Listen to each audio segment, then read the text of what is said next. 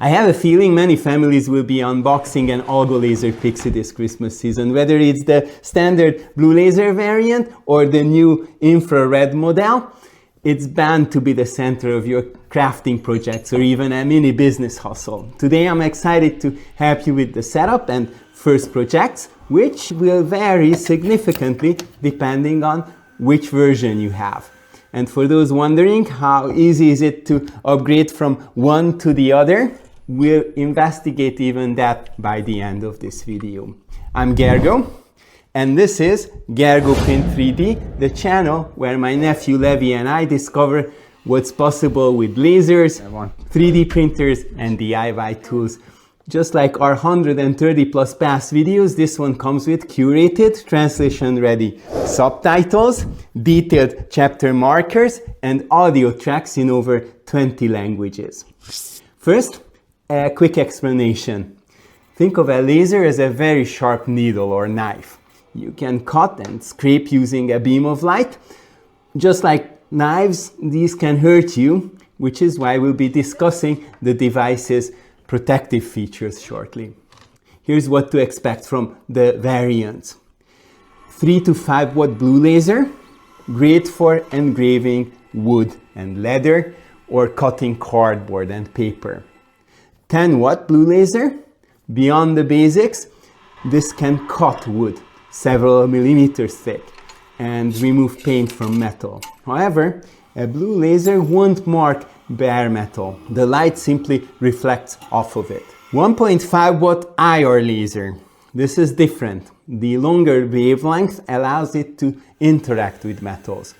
While 1.5 watts isn't enough to deeply engrave or cut metal, it can beautifully and permanently change the surface color.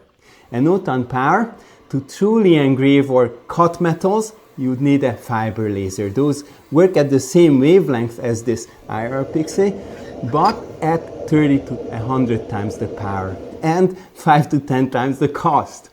Crucially, the IR Pixi does what the blue laser cannot, but it cannot mark or cut organic materials the blue laser excels at. You have to decide your focus before buying, or do what we did and get both. The packaging and accessories are identical. Even the hammer-shaped focus gauge and the vent pipe are the same size. However, there are a few key differences. As you can see, the color. I was thrilled to see the new variant comes in this fun red color. It makes them easy to tell apart, and the logic is perfect. Infrared equals red. Power supply. The IR variant comes with a slightly larger 3 amps power adapter compared to the 2.5 watt version included with the 10 watt blue laser. The peel is different. I noticed the protective film peels much easier from the safety acrylic this time. AlgoLaser must have seen our struggles in the last video. Pro tip: to reach the film on the inside of the shield, lift the machine using the thumb screws on the back to access the 2 screws fastening the shield. Remove it, peel, and reassemble. You can thank us with a like below. A like is much easier than trying to get that last little corner of film off without leaving a fingerprint, trust me. The Pixi IR uses the same dark red shield. For the blue laser, this shield is critical because it filters out the dangerous blue light. For the IR laser, the color is less important for filtering, but the enclosure is vital for safety. Are they the same? To make swapping laser modules easier. We'll see by the end. Even though the IR laser has about 1/20th of the total energy of the 10 watt blue laser, its spot size is 10 times smaller, 0.03 by 0.03 millimeters versus the 0.08 by 0.12 millimeters. Think of it as a much pointier needle. Without the Pixi's advanced protection, it could have a severe effect on our body. The 10 watt blue laser has a secondary shield on the tool head, but the IR version doesn't. This isn't because the IR is less reflective. It's actually designed for shiny metals, so reflections are guaranteed. However, the 10-watt blue laser is so powerful that its reflections could damage the inside of the machine. Think of that small tool-head shield as a spatter guard for the powerful blue beam. For the 1.5-watt IR, the total energy is lower, and the manufacturer determined that the main interlocked enclosure is sufficient. This highlights the core safety principle. The Class 1 safety rating relies on the enclosure and the lid sensor. Never tamper with the safety interlocks.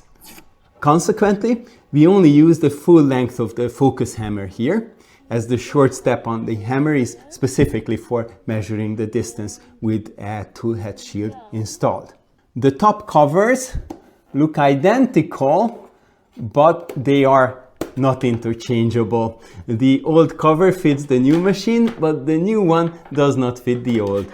The rest of the ports and controls are identical. And of course, that beautiful, practical, full-color touchscreen is very much the same on both. After powering on, it connects to Wi-Fi immediately. I skipped the child lock for now and went straight to settings to select the laser source.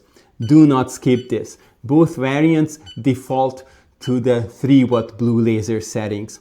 Selecting 1.5-watt IR correctly is vital for the internal material library to function correctly. The software looks a bit different, but updating the firmware on the older machine brings it to the same level with extra fonts and more options.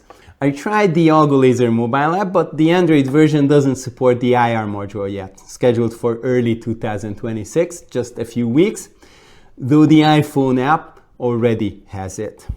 In Lightburn, the device was easy to connect, but I noticed the reported work area is slightly smaller, 80 by 90 millimeters, likely due to the larger IR head.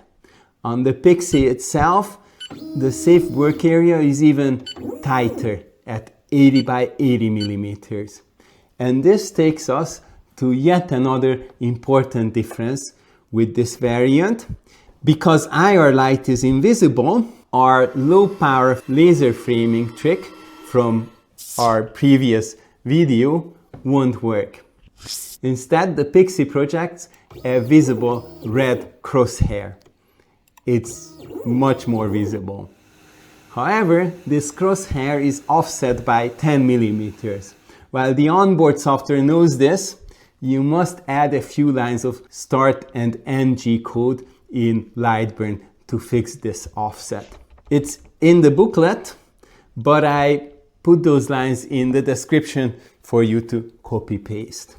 First up, I tried the material where the blue laser shines, plywood. And just as the science predicted, the infrared laser struggled. It only created random burn spots, which, to be fair, looks a lot like my first attempt at artistic wood burning. So maybe it's not a failure, it's just abstract art.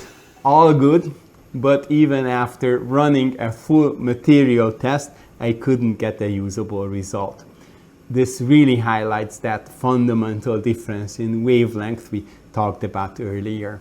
Next, let's move to the IR laser's home turf, the included coated metal card. I ran a material test and the results were impressive. While the lowest power setting produced partial marks, anything above 30% power, even at the fastest speed of 3000 millimeters per minute, cleanly removed the paint to reveal the shiny metal underneath. To be fair, I ran the exact same test on the 10-watt blue laser.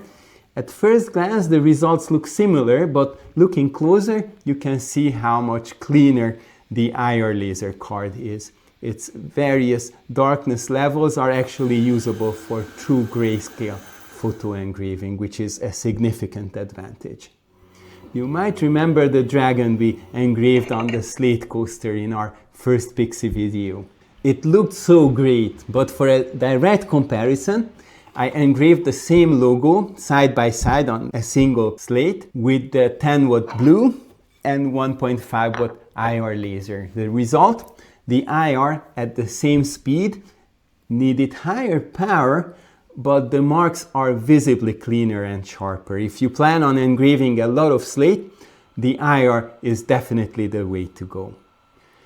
I wanted to keep running these parallel tests, but from this point on, the blue laser was out of the game. I tried this inexpensive aluminum compass from AliExpress and couldn't leave a mark, no matter how I maxed out the power and slowed it down to a crawling 10 millimeters per minute. Not even a faint mark. The IR, on the other hand, at full power and maximum speed, managed a beautiful white marking in a single pass. The contrast is perfect. Slowing it down or adding more passes couldn't even improve it. Then I tried this anodized aluminum tag. Again, the marking is a crisp white.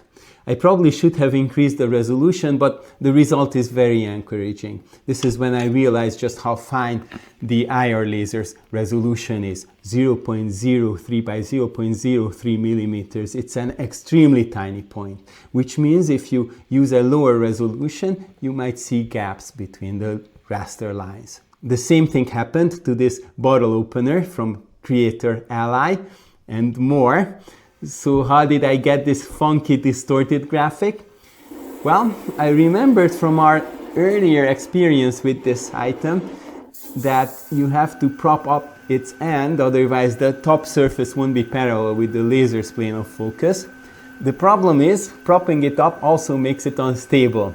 As soon as the engraving started, the strong internal fume extraction fan created enough wind inside to shift the unsecured piece, resulting in this mess. So the lesson learned is a two-step process. First, prop it up for correct focus, but second, always secure the now unstable piece with a magnet or painter's tape. I did a second engraving on the underside, this time properly secured, and the result was perfect. For a practical use case, I marked some silverware.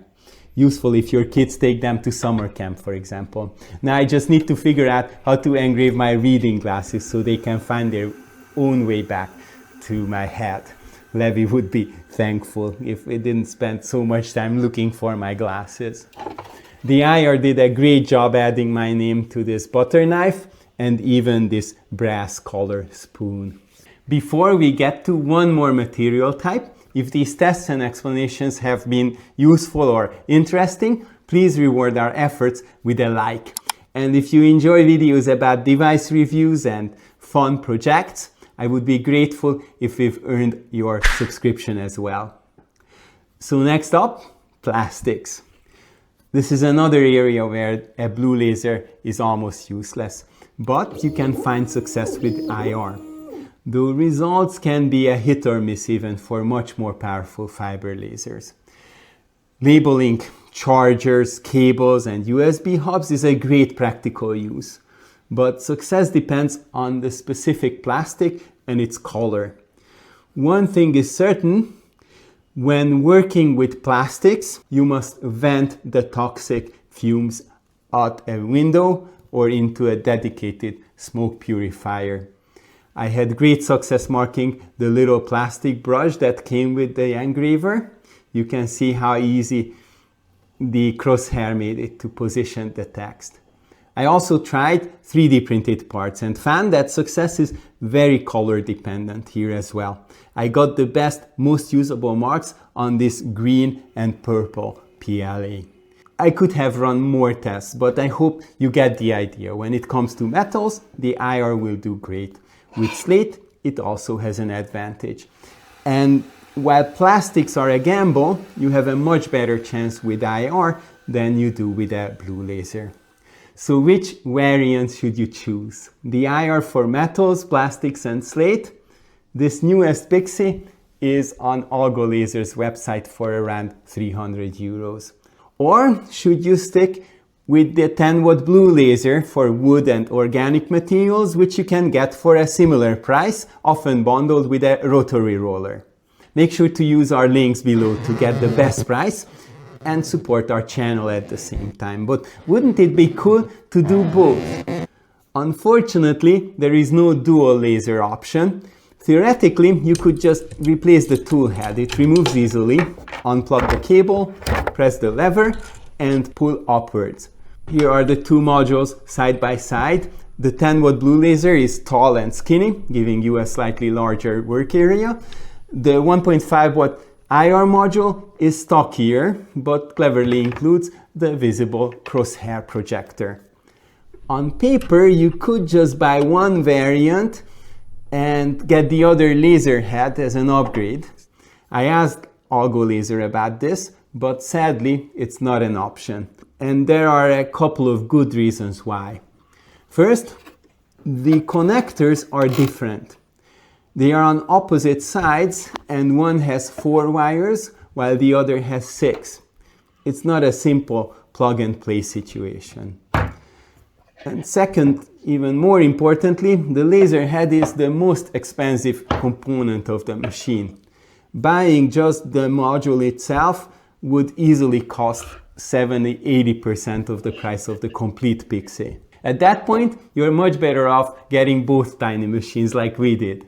They don't take up much space and you can stack them for storage. Certainly not while they are running. Having both Pixi variants frees you from the hassle of swapping tool heads and changing settings in the software. And most importantly, if you're running this as a business, having both lets you use them simultaneously, effectively doubling your productivity. Just be sure to pick different color variants to help you tell them apart. Next week we are returning to 3D printing, but this time not with plastic. We will be demoing a chocolate printer we got from MyTechFun and improved with metal parts manufactured by PCBWay. It will be a true seasonal Christmas episode with Levi. And did you know this Pixi helped us stop burglars at our weekend house? It's a pretty funny story. You can watch it in our review of the original AlgoLaser Pixi right here. Or you can watch 8 of our 3D printers work in tandem in the very first live stream of this channel. Now we go print 3D, and thank you for watching another gerGO Print 3D video all the way to its end. Go Pixi!